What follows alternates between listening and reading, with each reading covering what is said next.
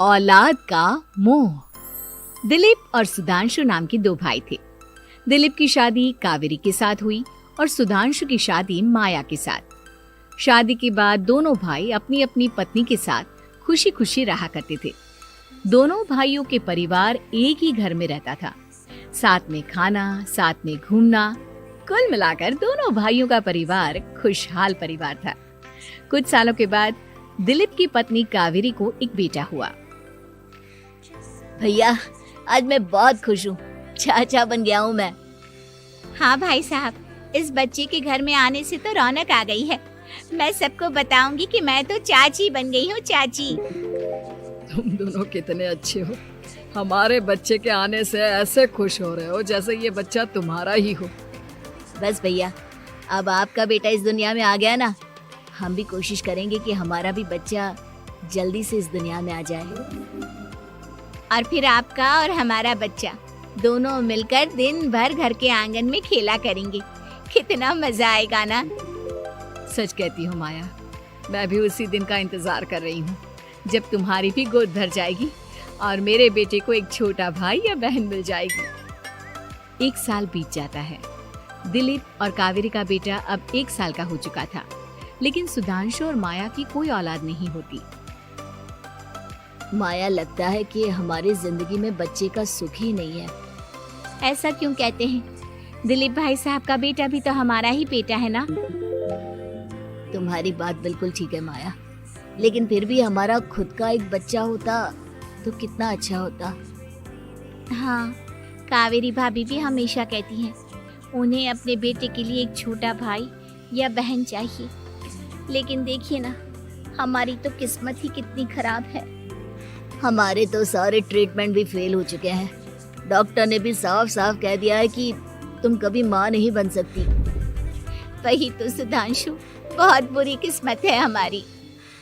लेकिन माया, हम अपनी किस्मत को इतना क्यों कोस रहे हैं? हम दिलीप भाई साहब के बेटे को अपने बेटे की तरह ही प्यार कर सकते हैं ना। हाँ जी, बिल्कुल सच कहा। मैं भी वैसा कर सकती हूँ। चाची हूँ, उसे छोटी माँ का प्यार नहीं दूंगी क्या? कुछ दिनों के बाद दिलीप का एक दोस्त दिलीप से मिलने के लिए आता है। अरे क्या बात है दिलीप, बधाई हो बधाई। और घर तो काफी बड़ा है तुम्हारा। वैसे तुमने अपने बेटे के बारे में क्या सोचा है? भैया, और क्या सोचेंगे, बस उसे पढ़ा लिखा कर अफसर बनाएंगे, उसकी पढ़ाई पर खर्च करेंगे। अरे भाभी, आपकी तो इतनी सारी प्रॉपर्टी है, आपको किस बात की चिंता? ले देकर एक बेटा ही तो है। अरे नहीं दोस्त, तुम गलत समझ रहे हो। इस घर में मैं और मेरा छोटा भाई दोनों रहते हैं। इस घर का आधा हिस्सा मेरे छोटे भाई का है। अच्छा, कितने बच्चे हैं तुम्हारे छोटे भाई के? भैया, उनके साथ ना कुछ प्रॉब्लम है। मेरी देवरानी कभी माँ नहीं बन सकती।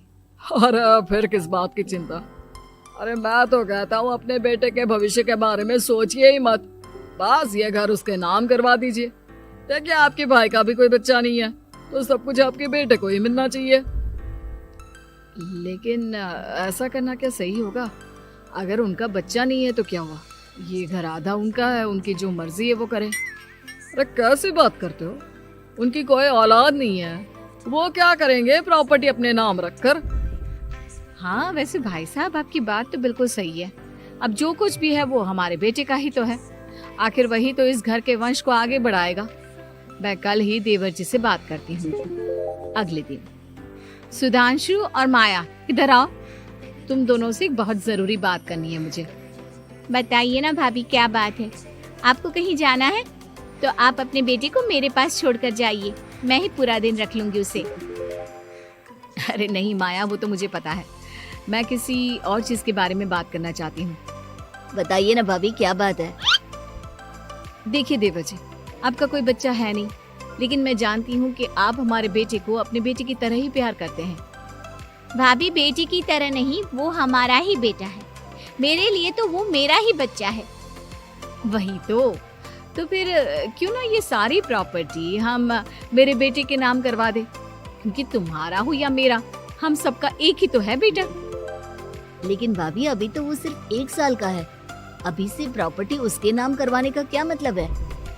देखिए देवर जी, जो काम जितना जल्दी हो जाए ना, उतना अच्छा। आने वाले वक्त का क्या भरोसा। भाभी भरोसा क्यों नहीं, हम तो हमेशा आपके बेटे को माँ बाप की तरह ही प्यार करेंगे। हाँ, लेकिन फिर भी मैं चाहती हूँ कि ये सारी प्रॉपर्टी मेरे बेटे के नाम हो जाए। अब मुझे नहीं लगता तुम दोनों को इसमें कोई भी परेशानी होगी, है ना? भाभी वैसे तो आप जो कह रही हैं वो बहुत जल्दबाजी है, लेकिन फिर भी अगर आपको ऐसा लगता है तो ठीक है, कल ही प्रॉपर्टी के पेपर बनवा लीजिए, मैं और माया उस पर साइन कर देंगे। इस तरह से अगले दिन प्रॉपर्टी के पेपर बनवाकर सारी प्रॉपर्टी दिलीप और कावेरी के बेटे के नाम पर करवा दी जाती है। कुछ दिनों के बाद सुधांशु, सुबह सुबह ये कौन लोग आ गए हैं तुम्हारे घर पर? भैया वो ऊपर वाला कमरा खाली पड़ा था ना, सोच रहा था किराएदार रख देता हूँ। लेकिन किराएदार रखने से पहले आपने हमसे पूछा भी नहीं। भाभी इसमें आपसे पूछने वाली क्या बात थी, हमें एक ही कमरे की जरूरत थी, इसलिए सोचा दूसरा कमरा किराए पर दे देते हैं, कुछ इनकम हो जाएगी। अरे माया, ये सारी प्रॉपर्टी अब मेरे बेटे के नाम पर है और यहाँ पर जो कुछ भी होगा उसके लिए तुम्हें मेरी या दिलीप की परमिशन तो लेनी पड़ेगी ना। हाँ सुधांशु, तुम्हारी भाभी ठीक ही तो कह रही है। अब देखो, तुमने खुद अपने हाथों से ये प्रॉपर्टी हमारे बेटे के नाम की है, वह अभी बहुत छोटा है, तो इस घर से रिलेटेड सारे फैसले तुम्हें हमसे पूछ कर लेने चाहिए। भाभी हमें तो लगा था कि आप हम लोगों से बहुत प्यार करती हैं, लेकिन आप तो हमारे साथ भेदभाव करने लगी। अरे इसमें भेदभाव करने वाली क्या बात है? और मैंने कौन सा तुमसे कुछ गलत मांग लिया? अरे ले देकर मेरा बेटा इकलौता इस पूरे वंश का वारिस है, सब कुछ उसके नाम है। तुम्हें इस बात से जलन क्यों हो रही है? भाभी माया को जलन नहीं हो रही, वो तो बस ऐसे ही कह रही थी। सब जानती हूँ मैं, इसकी खुद की तो कोई औलाद पैदा नहीं हुई, बस इसीलिए जब देखो तब मेरे बेटे पर बुरी नजर डालती रहती है। देखो माया, कावेरी तुमसे बड़ी है, वो जैसा कहती है वैसा करो। और वैसे भी इस घर पर अब तुम लोगों का कोई अधिकार नहीं है, वो तो हम लोगों की भलाई समझो जो तुम्हें अभी तक यहाँ रहने दिया है। भैया आप इतने कैसे बदल गए? इस प्रॉपर्टी ने आपके दिल से हमारे लिए प्यार पूरी तरह खत्म कर दिया है क्या? इसी तरह वक्त बीतता जाता है और देखते देखते दिलीप और कावेरी का बेटा प्रणव 25 साल का हो जाता है और उसकी नौकरी लग जाती है। पापा आज मेरा अपॉइंटमेंट लेटर आ गया है, मैंने सिंगापुर में जॉब ज्वाइन कर ली है। लेकिन प्रणव, विदेश में नौकरी करने जाने से पहले तुम्हें कम से कम अपने मम्मी पापा से एक बार पूछना चाहिए था ना। इसमें पूछने वाली क्या बात है माँ, मैं सिंगापुर जाकर जॉब करना चाहता हूँ तो करना चाहता हूँ। देखो प्रणव, हमने तुम्हारे लिए इतनी सारी प्रॉपर्टी यहाँ पर रखी हुई है, उन सब का क्या होगा? यहाँ रहो, बिजनेस करो। सॉरी पापा, मैं यहाँ रहकर कोई बिजनेस नहीं करने वाला, और ये जितनी भी प्रॉपर्टी आपने मेरे लिए संभाल कर रखी है ना, ऐसे ही किसी को दान में दे दीजिए, क्योंकि मैं सिंगापुर से वापस इंडिया आकर कभी नहीं रहने वाला। दिमाग खराब हो गया है तेरा, जानता नहीं तेरी वजह से हमने तेरे चाचा चाची से लड़ाई करके पूरा घर तेरे नाम करवा दिया था। हाँ तो ऐसा करने से पहले आपको सोचना चाहिए था ना। और मम्मा, मैं तो वैसे भी उस वक्त 1 साल का था, मेरा इस मैटर से कोई लेना देना नहीं है। कैसी बात कर रहा है ये लड़का? अरे तेरी वजह से अपने छोटे भाई से दुश्मनी लेकर बैठा हूँ मैंने तो उसे घर से भी निकाल दिया। जानता नहीं तू, बाजू वाले घर में एक छोटा सा कमरा किराए पर लेकर रहते हैं तेरे चाचा चाची, और ये सब मैंने तेरे लिए किया। देखिए पापा, आपने जो कुछ भी किया अपने लिए किया। मैंने आपसे कब कहा था कि मुझे ये प्रॉपर्टी और घर चाहिए? और वैसे भी अपने भाई के साथ इस तरह का बिहेव करके आपने कोई अच्छा काम तो किया नहीं। तू सही कह रहा है बेटा, हमने तेरे चक्कर में अपने छोटे भाई जैसे देवर और बहन जैसी देवरानी को इस घर से निकाल दिया। बहुत बड़ी गलती हो गई मुझसे।